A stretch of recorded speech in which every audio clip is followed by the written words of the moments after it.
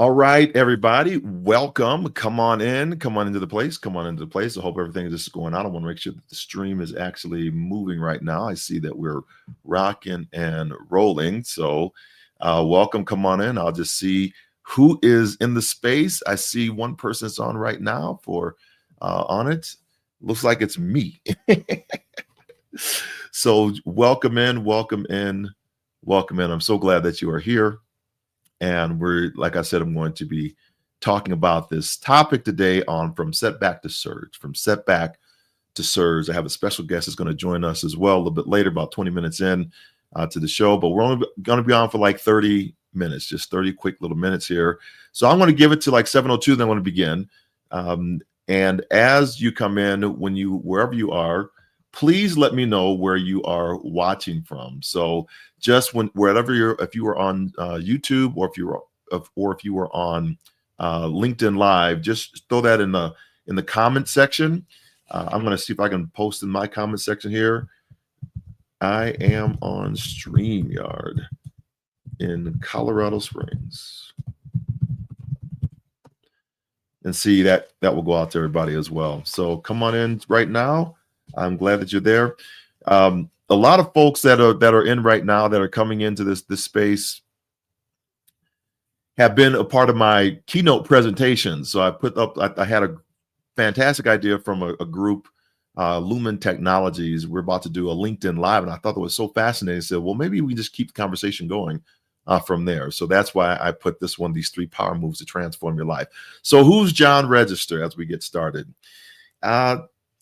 I was a 3-time track and field All-American from the University of Arkansas. Go Pigs. Good morning. Good morning, my friend from LinkedIn. I'm not sure who that is, but I'm going to show you right there. Boom. Thank you. Good morning to you. And that in itself is an amazing feat, right? Because you got to be top 6 in the country to make an All-American status. I earned 3 of them, and I was around team members that were earning multiple All-American honors. They were Olympians. And we had the most winningest coach in track and field history, John McDonald. So I got a chance to learn from a lot of people at a very high level. Like, how do you sustain championship success? That was one of them. Chris Ware is in the house. So thank you, Chris, for being on. Love it. Beautiful. Thank you for being here. In Indianapolis, saw you. I think I saw you yesterday at the Eli Lilly event.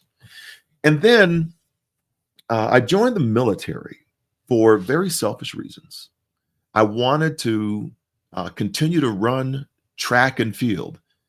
Good morning to you, Julie, from Colorado Springs. I love it. It's nice and balmy here today. I want to continue to run track and field. And so the Army has this world-class athlete program, and I joined that program and was on my way. USA Track and Field picked me as I was going to be, a good candidate for making the Olympic team, and I want to do that. Good morning to you, Dawn. Thank you for saying that. You're living in North Carolina. I really appreciate that being on this morning. But on the way to those games, I wound up going to Operation Desert Shield, Desert Storm. So everybody that's out there that's a veteran, thank you for your service from yesterday. When I came back without a scratch. Was training for my 3rd Olympic trials when I misstepped a hurdle. I dislocated my knee. I severed the artery behind my kneecap. And then just a few short days later, 7 days later, I became an amputee. St. Louis is in the house. Good morning, Sharice Taylor. Yes. Oh, yes, my friend Sharice. And that was devastating. So I'll talk a little bit about that, of the process today. We're going to be on for, like I said, just for very short. And then from there, I went and had the amputation to my left leg to try to continue a lifestyle moving forward. And from there, wound up making 2 Paralympic teams, one in swimming, one in track and field. And then I began the Paralympic Military Sport Program for the United States Olympic Committee. I co-founded that with a group of amazing individuals. And from the co-founding of that, wound up going to building out these programs for military injured, civilian injured personnel. So today, what I want to do is I want to go through the 3 R model that most people have seen from the presentation. So if you were in the presentation, just tell me that you were. Chris was, yeah, I remember meeting you upstairs. Chris, thank you for sharing yesterday. I really appreciate that. So I want to go through this model with you. It's really quick, really fast. We're not going to be on here very long. Just to get you to understand what I'm thinking about and how this process began. From these three things that I believe when people ask me, how did you overcome the amputation? I say I didn't, because had I overcome the amputation, I'd have my leg back. New concept. So I adapted, I innovated, and I share that now with you. And I want to make sure that you all kind of get that from today. So here's this little kind of quick little deck we're going to go through, and I have some ways to share this. The first thing is I want to make this a little bit bigger. I call this the resilience action model, the resilience action model. And the resilience action model is for strategic change that we have. Let's see if I can do it this way. I got Bettina's on right now. And let's see. Bettina, there we go. The strategic action model. Hey, Colorado Springs, thank you so much for being on. Oh, you're in BetCon. Thanks for being on from BetCon. Appreciate that. And this resilience action model for change is really in three prongs. The first is we have to get past or go through the hoops. Hurdlers hurdle through a hoop. We try to keep ourselves tight and small as we attack through these small rings. And the first ring is that we have to get through is the reckoning. The reckoning hurdle is hurdled when we realize we don't get back what we desire to have back when some type of trauma has impacted our life. So we have this old routine that's going on, and everything's going along just fine until something breaks the routine. There's a disruption that happens. And when that disruption happens, then what goes on is we kind of not go backwards, but we have a desire to return back to a previous state that's no longer accessible to us. It's no longer accessible to us. But we think it's there. And we often will say, man, I wish I could go back to normal. I wish things would return to normal, but it never really returns to normal. So we have a desire to return to the old routine. Most people think that you're going to go move forward. You're going to go into the next, but it doesn't work like that. We want to go back to the way it used to be. And that's the first part of this reckoning moment. So when was a time that you had out there that you have a reckoning? That the reckoning was something that was so profound that you couldn't move forward. You were resisting moving forward. You wanted to go back to the way it used to be. One of the things that I did, I'm going to put this up here in this revision before I go. I'm going to go back one here. This old routine, I know it's kind of choppy. It seems like it's kind of choppy right now. So what I did was I put it up on some other media assets so that you can see what my old routine was. And the old routine for me was I was not able to. I wanted to go back to the way it used to be in running. And so here's what it looked like when I was running with two legs, right? For the Arkansas. And so it's a little choppy, but you can see me running there with two limbs. Old car in the background. You see how old that was there. And was running and jumping. That's with two legs. So I'm not going to get that back. I'm never going to get that back. So I have to cast a new vision. Once I grieve that loss, I can cast a new vision on what is now possible. Many times we can't even get to this new vision because we are in a space where we don't know what's possible for us. We are stuck. But once we get to this revision, we can then think about what is the new way of operation. It's never a binary choice, right? It's never a binary choice. There's always multiple prongs. So I'm never going to be an Olympic class athlete ever again, but I can become this Paralympic athlete.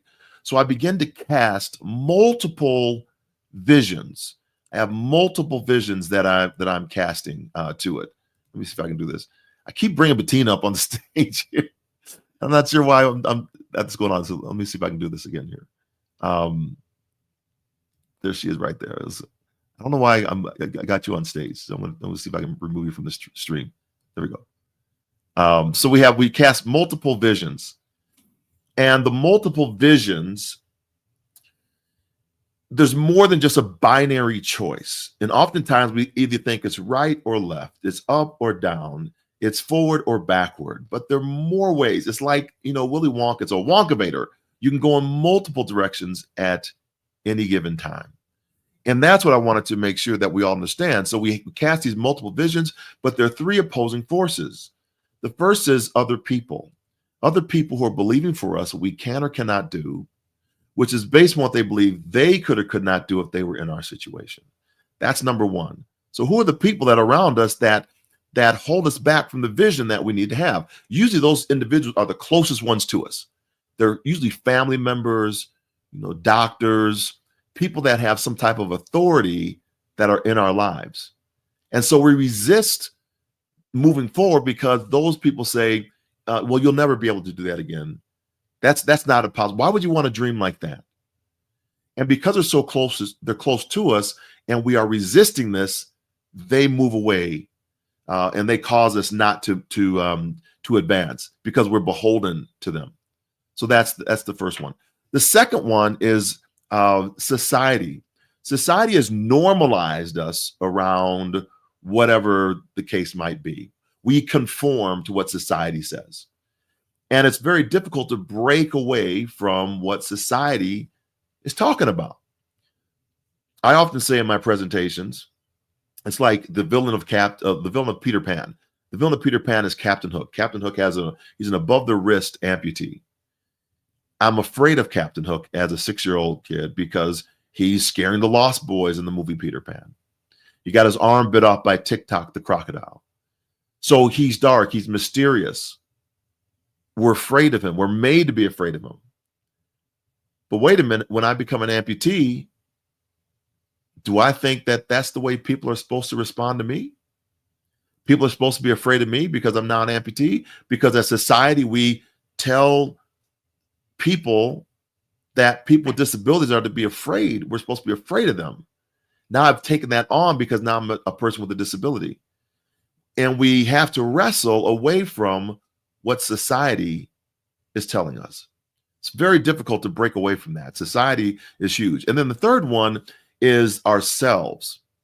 Again, as we attack the hurdle, it's very difficult for us to move from this self-identity that I am the one that has to be the one to attack the hurdle. I've had the world's best hurdle coaches, but none of them ever ran over a hurdle for me. I have to attack the hurdles that are in my life. And that's just the basics of it. But it's difficult. It's very hard. And so a lot of, motivational speakers are going to tell you that, oh, just do these 3 things and you're going to have it. It's more than that. You have to get rid of all this baggage that you have been told, that you have conformed to, that other people are holding you back from, and then that you are now resisting, and you have to get over that resistance hump and attack this hurdle. Very tough to do. But that leads us into the hardest part. But let me show you what it looks like. I had a new vision. I began swimming for physical therapy. And here I had all this swimming that I was doing for physical therapy. I was getting faster and faster in the water. And I wound up going to the Paralympic swim trials and actually asking a new vision. And then that vision leads me to, so just keep your head up and keep your faith. You will find that there will be a lot of opportunity.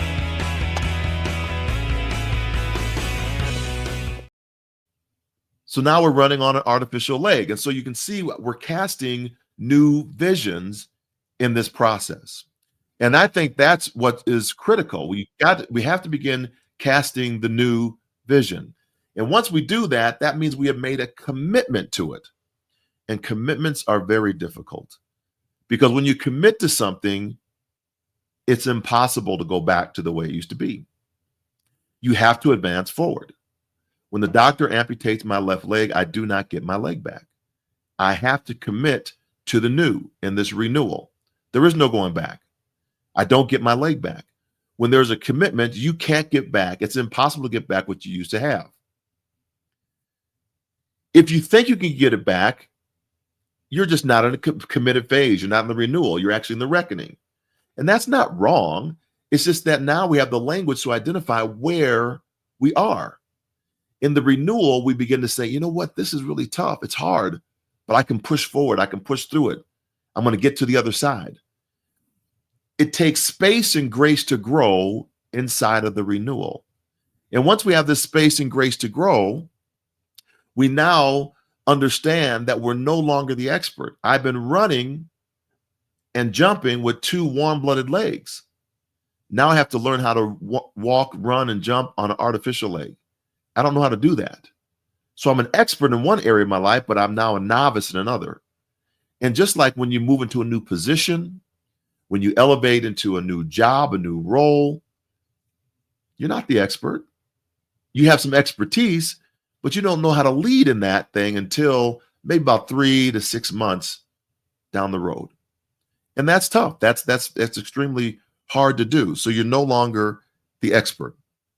So you need space and grace to grow, space and grace to grow with inside the new. And that's difficult. But you have to allow it for yourself, and you have to allow it for your team members and everybody else that's around you so that you can actually now elevate to where you desire to be. And that equals your next phase.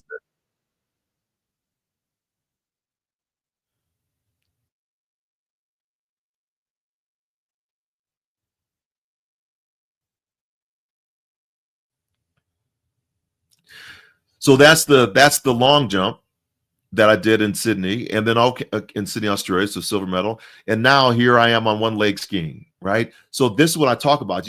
I never even skied before, and now I'm going down the mountain on one leg. And that's the space and grace that we need to grow. I had to learn how to ski. I had to learn how to do all these things over and over again. So that's the resilience action model for transformation, the resilience action model for success that we call it, the model for transformation. And I wanted to bring a friend of mine on because we do this whole amazing program. It's on once a month, this coaching program that is on. We have it, and I wanted to share with you, Bettina. I'll see. I had your slide up, Bettina. There you go, Bettina. And this woman is, from overseas, and she's part of our coaching session that she does, that we do. And I want to bring her on just to kind of share with you what this program really means to her and what has happened to her in her business and her company as we have gone through this program. I think probably you've been with us for like a year and a half. So let me bring her on the stage. I'm going to remove her name there and bring her onto the stage. And thank you for being on with us. It's kind of in the evening. No, it's in the afternoon now. It's in the afternoon. Yes. Hello, here from Europe, Denmark. And I'm very pleased that you would have me on the show because you have meant so much to me, especially this. Yeah, thank you. This coaching we have had for over, I think, 1.5 years has really done a lot. The first period we were just having a good conversations, but then I really hit a terrible situation in my company. One of my biggest customers got bankrupt, and within few days, the complete base for my company were in fire. And there I really used this team we had together. Our monthly meetings. We were going through all this process because this was precisely. I didn't lose a leg like you did, but I lost a income. I lost a customer, and I had 8 employees that should have salaries every month. So for me, it was really a terrible period, and I could work with this model in a really great manner, and you really learned me how to take steps by step. And we are a little group discussing. I would like to have more, but it's very intimate, and we are really doing a lot of good connections and helping each other and putting words on the problems. And one of the things that I learned from this model was that moving through these problems is a phase, and you can't do it just by jumping. You have to accept that sometimes people put something on you that you are not planning to, and then you you fight against it in the beginning and say, oh, maybe I will get the money. Maybe they will change this bankruptcy, and maybe they will come back. But I had to admit that the leg was off, and I had a new normal, and the situation was that I could go from a really well company to bankrupt myself if I didn't change a lot of the things. So that was one of the important things I learned over this period we were. You talked about moving through the phases, and so we Mm. have 3 phases. And one of the things I share in my keynote presentations that builds over to the coaching that we have is that this is something that is cyclical. It keeps on going. It never stops. And I think that the exhaustion sometimes we feel is we think that there's an end to it. So talk about what you learned from that experience, going through as we were doing the coaching sessions, and then what the ongoing piece is for you now. Yeah, for sure. The ongoing pieces is that you're not just succeeding in one step. You have, and I think also you told, and you have to go one step and then you go step backwards again. Then you find out, oh, this is not working for me. I have to find another way. Maybe the new customers you hope to find, they are not there. So you have to find new markets maybe, or new group of customers that you normally didn't. So, and then you go back and forward many times. And I see it as a circle that maybe now I'm in a new place, but there will be new phases that I'm starting. So it's a circular process, I think. Mm-hmm. Yeah, I think that's right. And so as I've been sharing this, it's been fascinating. Once the kind of the aha moment. So you see the rings that I've had. I don't even know if it's going out, like, because that takes a lot of bandwidth on my stream. So I don't know if it's choppy or not.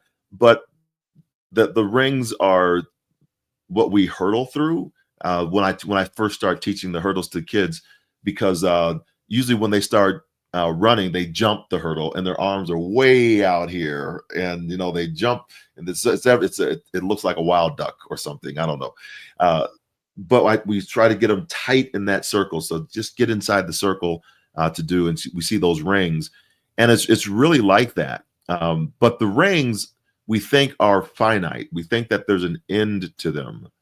And I have one slide that actually shows it where they all kind of cross and move around each other.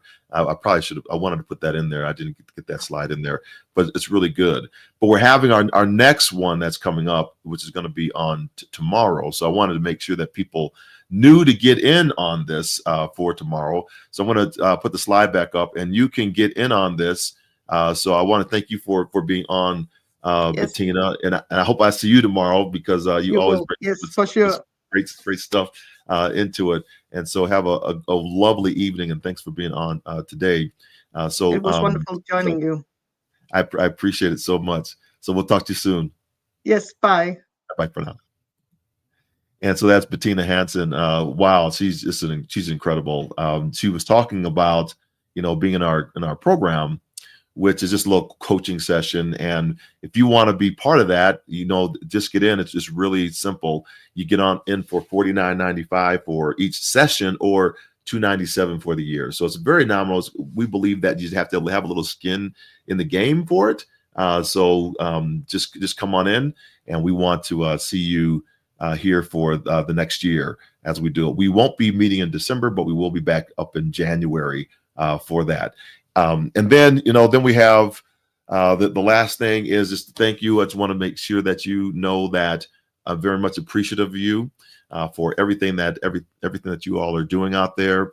Thanks for being part of the program. Thank you for being part of my keynote speeches that are out there. I think we did Eli Lilly yesterday. We did the AB show a few days ago out in San Diego. We did the VetCon. We had somebody that was on from VetCon a little bit earlier. So thank you all for being out there. I'm trying to get over my slide to say the folks that came in from VetCon. So there's one right there. So they were in Colorado Springs, so we did that. And the one that was in from St. Louis. So we wanted to say to Sharice Taylor, thanks for being on as well. So I want to appreciate you all and thank you all for being on. Tomorrow we are going to be on at I think it's 3:00 Eastern time. I'm sorry, 3:00 Mountain Time, and that's going to be we'll be on for like 45 minutes. And just go to the Beehive. I'm going to put that in the comments in the chat right now, which is if you just go to johnregister.beehiiv.com, you will see it right there. I'll put a little banner up. Let's see if I can do that as well. I can't get over here. Let me see if I can get over here and do this banner. Here we go for you. And I'll just scroll it so that you all have the link.